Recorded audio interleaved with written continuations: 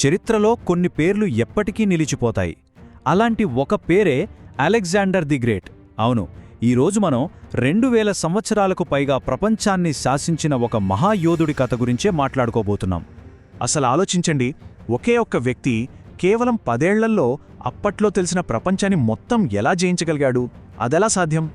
ఈ ఒక్క ప్రశ్న చుట్టూనే అలెగ్జాండర్ కథ మొత్తం తిరుగుతుంది.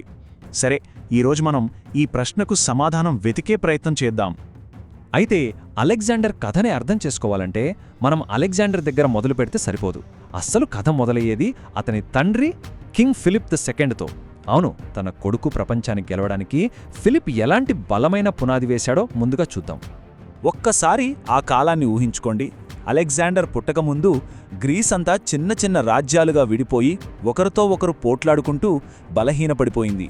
సరిగ్గా ఇదే సమయాన్ని కింగ్ ఫిలిప్ తనకు అనుకూలంగా మార్చుకున్నాడు. అతను మాసిడోనియాని ఒక తిరుగులేని శక్తిగా తయారుచేశాడు. గ్రీకు రాజ్యాలన్నింటినీ ఏకం చేసి తన కొడుకు కోసం ఒక పటిష్టమైన సైన్యాన్ని, ఒక బలమైన రాజ్యాన్ని వారసత్వంగా ఇచ్చాడు. కింగ్ ఫిలిప్ సీక్రెట్ వెపన్ ఏంటో తెలుసా? అదే మాసిడోనియన్ ఫాలాంక్స్. అంటే ఇది ఒక రకమైన సైనిక వ్యూహమన్నమాట. దాదాపు 18 అడుగుల పొడవున్న ఈటెలు పట్టుకున్న సైనికులు ఒక గోడలా కదులుతారు. ఇదొక అభేద్యమైన ఇనుపు గోడలాంటిది. అలెగ్జాండర్ తన విజయాలకు పునాదిగా వాడుకున్నది సరిగ్గా ఈ వ్యూహాన్నే. నిజంగా దాన్ని ఆపడం ఎవరి వల్ల కాలేదు. అలెగ్జాండర్ అంటే కేవలం కత్తి తిప్పే యోధుడు మాత్రమే కాదు. అతని గురువెవరో తెలుసా? సాక్షాత్తు గ్రేట్ ఫిలాసఫర్ అరిస్టాటిల్. అంటే చదువులోనూ ముందున్నాడు. ఇక 18 ఏళ్లకే ఒక పెద్ద యుద్ధంలో అశ్విక దళాన్ని నడిపించాడు. కేవలం 20 ఏళ్లకే సింహాసనం ఎక్కాడు. చూడండి, అతని జీవితంలో ప్రతి అడుగు అతని ఒక గొప్ప నాయకుడిగా మలచడానికే అన్నట్టుగా ఉంది. సరే, గ్రీస్ మొత్తం తన గుప్పిట్లోకి వచ్చాక అలెగ్జాండర్ తన తండ్రి కల, ఆయన అంతిమ లక్ష్యం వైపు దృష్టి పెట్టాడు. అదేంటంటే అపారమైన పర్షియన్ సామ్రాజ్యంపై దండయాత్ర. ఇక్కడ పరిస్థితి చూడండి. ఒకవైపు అలెగ్జాండర్ దగ్గర ఉన్నది కేవలం 40,000 మంది సైన్యం. కాని వాళ్లంతా చాలా క్రమశిక్షణ కలిగిన ప్రొఫెషనల్ సోల్జర్స్. మరోవైపు పర్షియన్ సామ్రాజ్యం, వాళ్ల సైన్యం లక్షల్లో ఉంది. చాలా పెద్దది, కాని వాళ్లలో క్రమశిక్షణ తక్కువ. సో ఇది సైజుకి, స్కిల్కి మధ్య జరిగిన యుద్ధం లాంటిది. అండ్ అలెగ్జాండర్ తన వాళ్ల స్కిల్ మీదే నమ్మకం పెట్టుకున్నాడు. ఇక చూడండి, అలెగ్జాండర్ విజయయాత్ర ఎలా సాగిందో. మొదట గ్రానికస్ యుద్ధం, ఒక సాహసోపేతమైన దాడితో ఆసియాలో కాలుమోపాడు.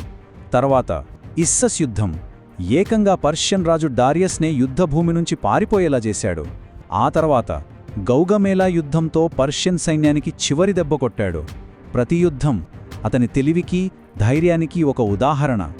ఆలోచించండి, కేవలం 3 ఏళ్లలో ఆసియాలోనే అతిపెద్ద సామ్రాజ్యాన్ని ఓడించాడు. గోర్డియన్ ముడి గురించి చాలామందికి తెలిసే ఉంటుంది. ఆ ముడిని విప్పినవాళ్లే ఆసియాను పాలిస్తారని ఒక నమ్మకం ఉండేది. అందరూ దాన్ని విప్పడానికి నానా తంటాలు పడుతుంటే అలెగ్జాండర్ ఏం చేశాడో తెలుసా? సింపుల్గా తన కత్తి తీసి ఒక్క వేటుతో దాన్ని నరికేశాడు. ఇది అతని క్యారెక్టర్ని పర్ఫెక్ట్గా చూపిస్తుంది. అతను రూల్స్ ఫాలో అవ్వడు, కొత్త రూల్స్ క్రియేట్ చేస్తాడు. ఇక ఈజిప్ట్కి వెళ్ళాక కథ పూర్తిగా మారిపోయింది. అక్కడ ప్రజలు అలెగ్జాండర్ని తమని జయించినవాడిలా చూడలేదు, పర్షియన్ల పాలన నుంచి తమని కాపాడిన దేవుడిలా చూశారు. అందుకే అతనికి ఫారోగా పట్టాభిషేకం చేశారు. దీన్ని బట్టి మనకు అర్థమయ్యేదేంటంటే అతను కేవలం రాజ్యాలను గెలవడం లేదు, ఒక కొత్త ప్రపంచాన్ని, ఒక కొత్త సంస్కృతిని నిర్మిస్తున్నాడు. పర్షియన్ సామ్రాజ్యం మొత్తం తన పాదాల దగ్గర ఉంది. అయినా సరే అలెగ్జాండర్ ఆశ చావలేదు. అతని ఆశయం ఆకాశమంతా ఎత్తు. ఇంకా ఏదో సాధించాలి, ఇంకా ముందుకు వెళ్ళాలి అనుకున్నాడు. అందుకే తన సైన్యాన్ని తూర్పు వైపు నడిపించాడు. అప్పటికి వాళ్లకు తెలిసిన ప్రపంచపు చివరి అంచు వరకు 11,000 మైళ్ళు. ఒక్కసారి ఈ నంబర్ గురించి ఆలోచించండి. దాదాపు 8 ఏళ్లపాటు వాళ్ల సైన్యం గ్రీస్ నుంచి ఇండియా వరకు నడిచిన దూరమిది. ఈ ప్రయాణం వాళ్లని శారీరకంగా, మానసికంగా ఎంతలా అలసిపోయేలా చేసుంటుందో కదా.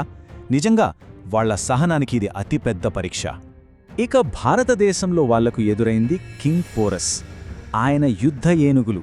అది మామూలు యుద్ధం కాదు, చాలా భీకరంగా జరిగింది.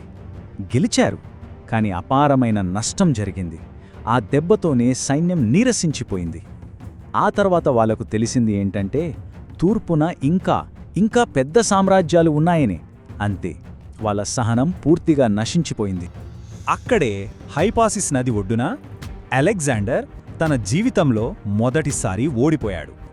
కానీ ఇక్కడ ట్విస్ట్ ఏంటంటే అతన్ని ఓడించింది శత్రువులు కాదు, తన సొంత సైనికులే. ఇక ఒక్క అడుగు కూడా ముందుకు వెయ్యలేమని వాళ్ళు తేల్చి చెప్పేశారు.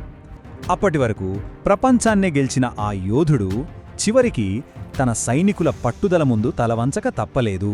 తిరిగి పర్షియాకు వచ్చాక అలెగ్జాండర్లో చాలా మార్పులు రావడం మొదలయ్యాయి. ఈ మార్పులే అతనికి తన సొంత మాసిడోనియన్ సైనికులకు మధ్య పెద్ద అగాధాన్ని సృష్టించాయి. అతను ఒకేసారి 2 పడవల మీద కాళ్లు పెట్టడానికి ప్రయత్నించాడు. ఒకవైపు గ్రీకులలాగా అందరిలో ఒకడు అనిపించుకోవాలి, మరోవైపు పర్షియన్ రాజుల్లాగా నేనే దేవుణ్ణి అనేలా ప్రవర్తించడం మొదలుపెట్టాడు. పర్షియన్ డ్రెస్సులు వేసుకోవడం, వాళ్లలాగా సాష్టాంగ నమస్కారాలు కోరడం, ఇవన్నీ చూసి అతని సొంత సైనికులే అతన్ని ఒక విదేశీ నియంత్రణలా చూడటం మొదలుపెట్టారు. 2 సంస్కృతులను కలపడానికి అతను చేసిన ఒక పెద్ద ప్రయోగమే ఈ సూసా వివాహాలు. ఏకంగా 10,000 మంది మాసిడోనియన్ సైనికులకు పర్షియన్ అమ్మాయిలతో పెళ్లిళ్లు చేయించాడు. అతని ఉద్దేశం మంచిదే కావచ్చు, కానీ సైనికులు దీన్ని ఎలా చూశారంటే తమ సంప్రదాయాలను, తమ వాళ్లను వదిలేయమని రాజు తమని బలవంతం చేస్తున్నాడని ఫీలయ్యారు. ఇది వాళ్లకు అవమానంగా అనిపించింది. అలాంటి పరిస్థితుల్లోనే కేవలం 32 ఏళ్ల వయసులో అలెగ్జాండర్ అకస్మాత్తుగా చనిపోయాడు. బాబిలోన్లో ఒక విందు తర్వాత జ్వరం వచ్చి చనిపోయాడని అధికారికంగా చెప్పారు. కానీ చాలా అనుమానాలున్నాయి. చాలామంది కమాండర్లకు అతను పర్షియన్ పద్ధతులు పాటించడం నచ్చలేదు. అసలే వాళ్ల రాజకుటుంబంలో రాజకీయ హత్యలు కొత్తేమీ కాదు. విషం పెట్టి చంపేశారనే పుకార్లు అప్పట్లో బాగా వ్యాపించాయి. మరి నిజంగా ఏం జరిగింది? అది జ్వరమా లేక కుట్రా? ఈ ప్రశ్నకు ఇప్పటికీ సరైన సమాధానం లేదు. ఇది చరిత్రలోనే ఒక పెద్ద మిస్టరీ. అలెగ్జాండర్ చనిపోయాడు. అతనితో పాటే అతను నిర్మించిన సామ్రాజ్యం కూడా కూలిపోయింది. కానీ అతను ప్రపంచం మీద వేసిన ముద్ర మాత్రం శాశ్వతమైనది. అతని విజయాలు ప్రపంచ గతినే మార్చేశాయి. అలెగ్జాండర్ చనిపోగానే నెక్స్ట్ ఎవరు అనే పెద్ద ప్రశ్న వచ్చింది. వారసుడు ఎవరు లేకపోవటంతో అతని జనరల్స్ అందరూ ఆ అపారమైన సామ్రాజ్యాన్ని కేక్ ముక్కల్లా పంచుకున్నారు. ఈజిప్ట్ ఒకరికి, ఆసియా ఇంకొకరికి, అలా అతను జీవితాంతం కష్టపడి నిర్మించిన సామ్రాజ్యం కొద్ది సంవత్సరాల్లోనే ముక్కలైపోయింది. అయితే అలెగ్జాండర్ అసలైన వారసత్వం అతను గెలిచిన రాజ్యాలు కాదు, అది హెలెనిస్టిక్ యుగం. అంటే అతని వల్ల గ్రీకు భాష, వాళ్ల కళలు, వాళ్ల సైన్స్, ఫిలాసఫీ ఇవన్నీ తూర్పు దేశాలకు వ్యాపించాయి. తూర్పు పడమర సంస్కృతులు కలిసి ఒక కొత్త అద్భుతమైన నాగరికత పుట్టింది. దీనికి బెస్ట్ ఎగ్జాంపుల్ ఈజిప్టులోని అలెగ్జాండ్రియా నగరం. అప్పట్లో అది ప్రపంచానికే ఒక నాలెడ్జ్ హబ్ లాంటిది. అతని ప్రభావం అక్కడితో ఆగిపోలేదు. కొన్ని వందల సంవత్సరాల తర్వాత కూడా జూలియస్ సీజర్, అగస్టస్, చివరికి నెపోలియన్ లాంటి గొప్ప గొప్ప యోధులు కూడా అలెగ్జాండర్ని ఒక హీరోలా చూశారు. అతని యుద్ధ వ్యూహాలను చదివారు. అతనిలాగే ప్రపంచాన్ని గెలవాలని కలలు కన్నారు. అంటే రాబోయే తరాల విజేతలందరికీ అతను ఒక రోల్ మోడల్గా నిలిచిపోయాడు. మరి చివరిగా ఈ ఒక్క ప్రశ్నతో ముగిద్దాం.